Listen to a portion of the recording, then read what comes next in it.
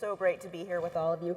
Debbie and I just wanted to take 15 minutes this morning and talk to you a little bit about our COVID experiences, and know that they're going to resonate with your same experiences, and hopefully leave you with some inspiring words and words of encouragement, and knowing that we're all in this battle together, and we can't do it without each other. So, correct. When did COVID become real for us? I will be honest with you, when the first outbreak occurred that Mark spoke about in Kirkland, I was a little bit naive that, oh, that's on the coast. That's not coming to me in Nebraska. Didn't take me long, just a couple weeks, to realize that was very much the wrong way to look at things. And as did you all, started scrambling to find the PPE and different things to help protect my residents and my staff, which we could, nobody could get, but it was even harder in assisted living because we don't use those supplies, and so we would try to order them from suppliers, and they're on allocation to people that had ordered them within the last 6 months, and so it's struggling through that. But it really hit home for me in December of 2020. We had an outbreak in our memory care community. We have 20 residents in our memory care community, and in 1 week, we lost 5 of them to death. 7 total, 2 went to the hospital, ended up needing care from skilled nursing homes, but trying to support the staff through the death of 5 residents in 1 week out of nowhere, who were, happy and healthy, and just, pleasantly confused and doing life wonderfully, and then they're gone. And they died on our watch. They didn't die in the hospital. So that's when it really, truly became real for me. I know the sadness and the tragedies that we've all witnessed. So it was real, but I thought we were done. Do y'all remember June and July? We were celebrating and the numbers were down, and we thought, COVID's out, we can celebrate. Well, AHCA NCAL got together for a board meeting, and Mark Parkinson, who I do love dearly, and he's a great friend, but I didn't like the slide he put up. Put up a slide that said we're going to have another outbreak based on Israel and the UK, and the whole room just went, we can't do this again. And I'm thinking, that's just some data. I'm not going to worry about that. That's not going to happen. But, COVID's good. We don't have any COVID in our buildings. I'm just going to continue to celebrate the recovery. And it wasn't 2 weeks. We had an outbreak in our post-acute care facility. And up comes the zipper again. How many of you celebrated the tearing down of those? And here it goes again. And I even had the ladder where we had to put it back up. And to sit there and one more round and another round, it's, we've had disasters, but they're for brief blips of time. And then, it's a suck it up buttercup kind of world, and then you can go back to normal. And I've learned from that, coming back up again, that this is our new normal. These will continue to come up, and we will have to continue to deal with COVID. It is definitely here to stay. So yeah. Debbie, let's talk a little bit about, what did we learn from the pandemic that made us stronger leaders? Because I think each and every one of us in this room has learned something that made us better. I learned that you can't depend on anyone. You have to be resilient, you have to make decisions, and you just have to come up with your own solutions. We couldn't get the PPE. We were told, call your local health department. They can help you with whatever you need. Well, I called my local health department, and they went, what are you calling me for? I don't know how I'm supposed to help you. And so I'm going, well, that didn't work. So what do we do differently? And you learn that I had an RN, and we needed supplies. So you talk to your staff, and your staff, they rise to the challenge. Did they not? Were you just at awe at the hours and hours they put in? So this is a nurse that works with me, and I was in this building. By the way, I was in every one of my buildings as an administrator at some point in time during this ongoing pandemic. And she had worked 70 hours, and she had a Sunday off. And on her Sunday, she made 45 masks, hand sewed them herself, and brought them to the staff so that we could have masks and we could have enough masks for our staff. And that showed me that when you ask your staff and they rise to the challenge, and it just fuels you to continue to go. Absolutely. What about you, Helen?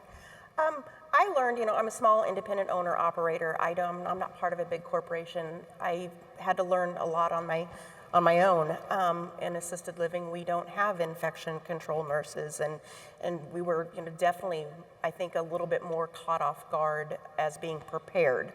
But so I think I learned the most that you have to stick to your decision. You have to make a decision and stick with it. You may second guess yourself behind closed doors. I won't lie and say I didn't cry in my office when I had to make a decision because I didn't know if it was the right decision.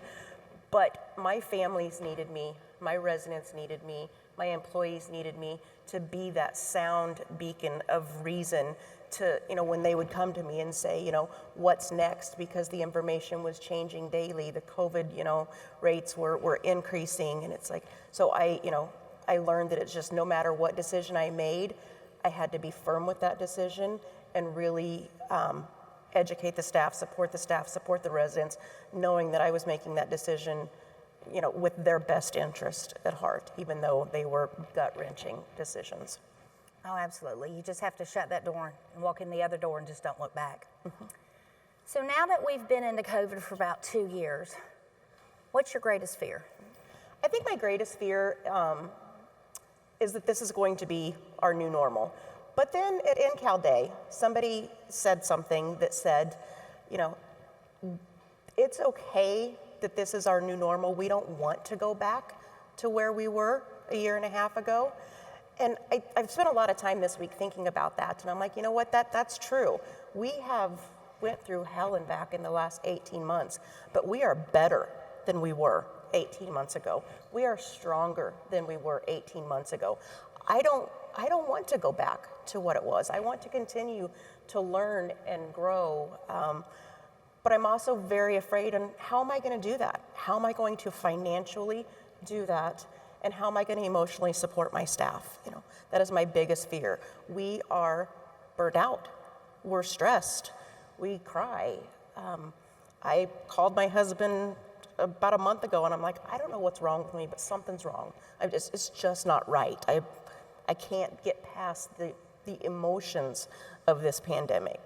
So, how about you? I have the same fears. The emotional toll that our staff has taken, the free lunches and the pizza parties and the food, that's not enough now. It's not enough to say thank you. It's not enough, and I don't know what is enough. I challenge that we work collaboratively as the AHCA and with our committees, that we find solutions in not only retaining the staff I have, but recruiting more staff. The recruitment, the answers to the ads, I don't think they're there. I think we lost a lot of nurses because of the pandemic. They can't do it anymore. I had a director of nursing, and when the zipper wall went up, she came into the office, and I was at that building being the administrator. My daughter had a baby. I had a grandbaby during this time. And she sat down and she said, I can't think, I can't function, I can't do this. Here's my 30-day notice. And I'm like, oh crap. Here we go. I mean, I said, I've been here 2 days. Why would you want to quit now, But she couldn't. I was watching her, and she couldn't mentally function and had not been mentally functioning. Mm-hmm. And as I went and I talked to the staff, they were like, we don't know what we're doing, the systems. And so we had to regroup and re-pick everybody up and put new systems in place and talk about, where we're going with this pandemic. And then the other piece of it is how do I financially? The chronic underfunding has just become so evident. I hate that a pandemic really brought light on it. It's always been a problem, but this pandemic really brought light on it. And we are horribly, chronically underfunded. And we've got to have those dollars to get those competitive wages to recruit staff and pay them the wages they deserve. They deserve more money, do they not?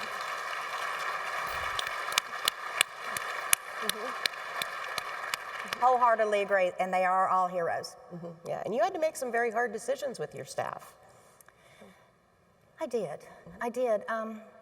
So one of the hardest decisions that I had to make, and it was a horrible inner emotional, I would go home to my poor husband, who loved him dearly.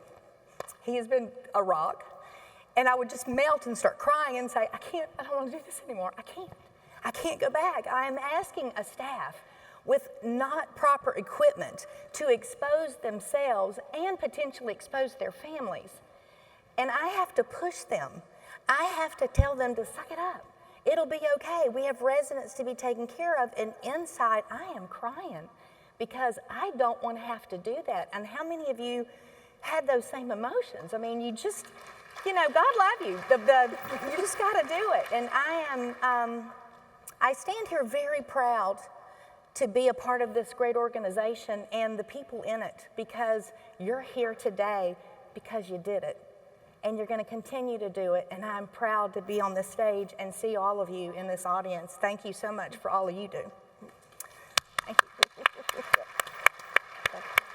So Helen, what was your hard decision? Stopping our families from visiting, telling somebody that they could not see their aging loved one. They brought them to us for us to take care of, but they're still very much a part of their life, their daily life, and to tell them that they could no longer come into their parents' home and see them. Many of us stayed at our facilities, and kudos to everyone that did that, but I went home at night to my family, but I had to tell my residents' families, you can't come into the community. We watched, our residents decline. We lost, even the independent living residents declining, and weight loss increasing, and falls increasing, and hospitalizations not related to COVID increasing, and it was all due because they were completely lonely. We locked them in a room for 4 months and, brought meals to them, and they had very little interaction with anybody outside of the staff. And I can't imagine this picture here is of my community. Can you even imagine what this grandpa had to go through? Because that's how he attended his granddaughter's wedding, was through our front door. And that was the hardest thing to sit and watch. I went home at night and hugged my granddaughter, but I couldn't allow the granddaughter to come to the building and hug her grandpa on her wedding day. That's really tough. It was really tough decisions we had to make, and we can't say that we were always talked to very nicely when we told people they couldn't come in. So where do we go from here? What do you see long-term care looking, and what do we need to do? Continue to work together. Rebirth, like I said, COVID is here. We have found our new normal. I don't personally want to go back to where I was 18 months ago. I'm stronger. I think my organization is stronger. I have learned more. We need to just continue with that, rebirth. And this is, we will conquer this. We are going to conquer this. We are conquering it right now because we are together in this room. Amen. Yes, we are, but we do the rebirth, and then I think we need a revival. So what I mean by revival is changing of the guidelines, changing of our policies, changing of our education, and bringing about what we know the new normal to be. And every community is not going to have the same revival. Every community, as I've learned, I was in 4 different buildings. Every building has its own unique footprint. So depending on that footprint and you knowing that building, that's your revival. And that's where you go back and you talk with your staff, and you bring everybody together and you make them part of the solutions. Yep. So rebirth, revival, recovery. We are at the recovery stage. We have to find solutions to our staffing crises. We've talked about that. We'll continue to talk about that, and the money and the reimbursement needed to retain those staff. Continuing to build trust with our communities and making sure that they understand that their loved ones are safe and, maybe more safe within our 4 walls than without being there, but we will recover. We will get through this. We will come out stronger. As long as we do it together, right?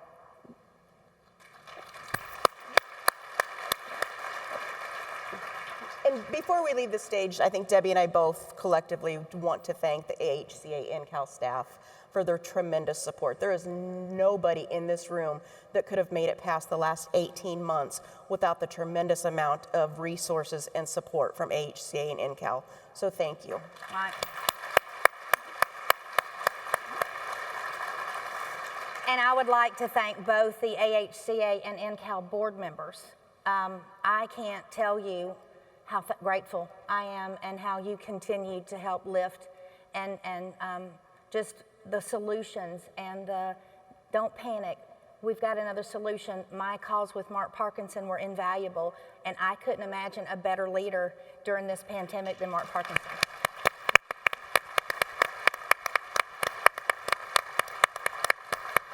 Ready? So we hope you've enjoyed our fireside chat. I wanted marshmallows, but they didn't let me have them. We asked for a fire pit, but they told us no. But we really appreciate everything everyone does, and thank you so much.